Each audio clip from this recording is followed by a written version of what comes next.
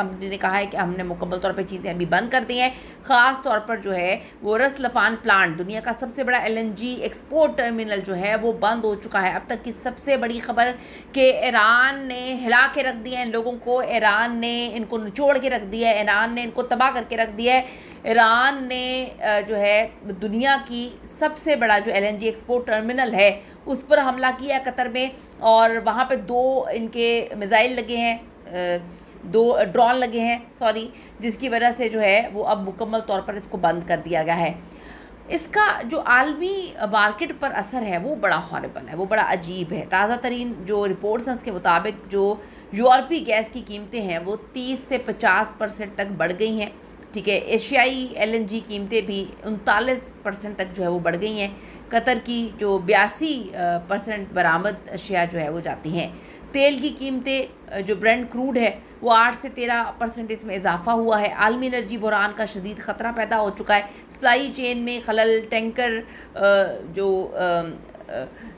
आप आपने हरमत से गुजरते हैं, सारी चीज़ें उसमें मसाइल पैदा हो चुकी है। ईरान ने बहुत वार्निंग दी है। ईरान ने कहा है कि अब आप सुकून में आ जाएं, हम आपको छोड़ेंगे नहीं। इंश्योरेंस कंपनियां जो हैं उसको वो बड़ी इस वक्त सर पकड़ के बैठी हुई हैं। सऊदी अरब में भी जो रस तनूरा रिफाइनरी है उस पर ड्रोन हमला हुआ है, जिसमें कुछ यूनिट्स को भी बंद किया गया है।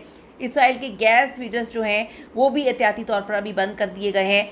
क्या ईरान ने ड्रोन हमलों की जो ताज़ा फुटेजेस वगैरह हैं वो भी जारी की हैं, लोकेशंस वगैरह बताई हैं, बताया है कि भाई ये सारे मामलात हैं। तो इस वक्त हालिया कंडीशन तो बहुत ही खौफनाक है। ईरान सबके ख़िलाफ़ आके खड़ा हुआ है और सबसे बड़ा धचका इस वक्त कतर को लगा है, कतर को पकड़ के निचोड़ के रख दिया है। दूसरी तरफ इस वक्त आपको पता है इसराइल और ईरान अमेरिका के दरमियान जो खौफनाक किस्म की कशीदगी चल रही है, मिसाइल हमलों का सिलसिला भी जारी है। इसराइल और अमेरिका की तरफ से ईरान पे हमले और ईरान की तरफ से जवाबी हमले इस वक्त जारी हैं। ईरान की जो इस्लामिक इनकलाबी गार्ड है उसने दावा किया है कि इनके मिसाइल, जो इनका सबसे बड़ा मिसाइल है खैबर शिकन, उसने नेतन्याहू के दफ्तर और दीगर अहम मकामात पर जो है वो निशाना बनाया और उसके अहले खाना बुरी तरह से मुतासिर हुए, ये दावा कर रहे हैं। जबकि इसराइली हुकाम इसको झूठी फेक न्यूज़ जो है करार दे रहे हैं। वो कहते हैं कि जी ऐसा कुछ भी नहीं है और कोई ज़ख्मी नहीं हुआ, कोई ये नहीं हुआ।